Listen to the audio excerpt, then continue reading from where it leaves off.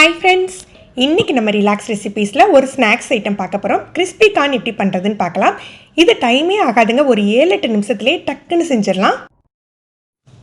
நான் 1 கப் அளவுக்கு frozen sweet corn எடுத்திருக்கேன். உங்களுக்கு ஃப்ரெஷ்ஷாக கிடச்சிதுன்னா அதை கூட நீங்கள் எடுத்துக்கலாம். ஒரு 2 கப் தண்ணியில் கொஞ்சமாக உப்பு சேர்த்துக்கலாம். ஒரு 1/4 டீஸ்பூன் அளவுக்கு உப்பு சேர்த்துருக்கேன். இதில் இந்த ஸ்வீட் கார்ன் சேர்த்துடலாம். இது ரொம்ப நேரம் வேகக்கூடாதுங்க, ஒரு 3-4 நிமிஷம் மட்டும் கொதிக்கிற வெந்நீரில் போட்டு எடுத்துடணும்.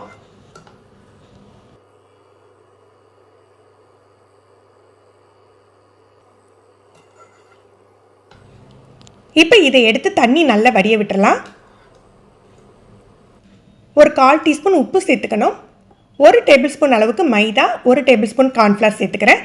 நீங்கள் எடுத்துருக்க கார்னோட அளவை பொறுத்து மைதாவும் கார்ன்ஃப்ளவரும் சேர்த்துக்கோங்க. இதை நல்லா மிக்ஸ் பண்ணி விட்டுடலாம். இந்த கிறிஸ்பி கார்னுக்கு பார்த்தீங்கன்னா நம்ம 3 தடவை உப்பு சேர்ப்போம். முதல்ல நம்ம வேக வைக்கையில் கொஞ்சம் உப்பு போட்டிருந்தோம், இப்போ உப்பு போட்டிருக்கோம். மசாலாலையும் உப்பு சேர்ப்போம். அதனால் 1/4 டீஸ்பூன் அளவே சேர்த்துக்கோங்க.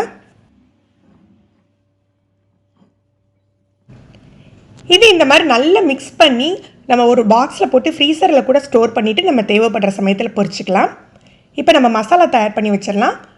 தேவையான அளவுக்கு மிளகாய்த்தூள், நான் காஷ்மீரி மிளகாய்த்தூள்னால கொஞ்சம் ஜாஸ்தியாக எடுத்துருக்கேன். உப்பு, அப்புறம் ஒரு 1/4 டீஸ்பூன் ஜீரகத்தூளும் 1/4 டீஸ்பூன் சாட் மசாலாவும் எடுத்துருக்கேன். உங்களுக்கு எந்த வாசம் பிடிக்குமோ நீங்கள் அந்த மசாலா எடுத்துக்கலாம்.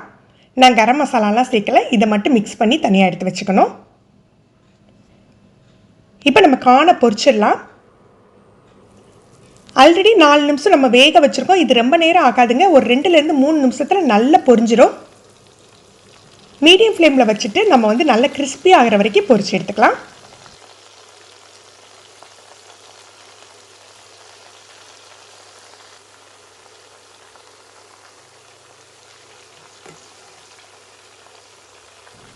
நல்லா பொரிஞ்சிட்டு இப்போ எடுத்து எண்ணெய் வடிய விட்டுறலாம். இது ரொம்ப ஆறுறதுக்கு முன்னால் லேசாக சூடு இருக்கையிலேயே நம்ம மசாலா மிக்ஸ் பண்ணிடணும். இந்த கிறிஸ்பி கார்ன் பார்த்தீங்கன்னா நீங்கள் இப்படியும் கொடுக்கலாம், இல்லை சாட் மாதிரி பண்ணியும் கொடுக்கலாம். நம்ம குக் பண்ணிவிட்டு மாவெல்லாம் மிக்ஸ் பண்ணி வச்சுட்டா பசங்க ஸ்கூல் விட்டு வந்தாலே ஒரு 5 நிமிஷத்துக்குள்ளேயே நம்ம இதை ரெடி பண்ணி கொடுத்துடலாம்.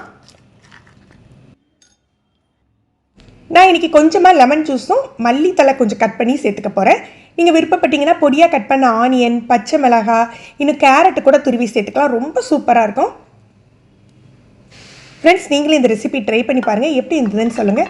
இந்த வீடியோ உங்களுக்கு பிடிச்சிருந்ததுன்னா லைக் பண்ணி ஷேர் பண்ணுங்கள். நீங்கள் நம்ம சேனலுக்கு புதுசுனா ரிலாக்ஸ் ரெசிபி சப்ஸ்கிரைப் பண்ணிக்கோங்க. கீழே உள்ள பெல் பட்டனில் ஆல் செலக்ட் பண்ணி வச்சுக்கிட்டிங்கன்னா நம்ம சேனலில் வீடியோக்கள் போட்ட உடனே உங்களுக்கு நோட்டிஃபிகேஷன் கிடைக்கும். தேங்க்யூ.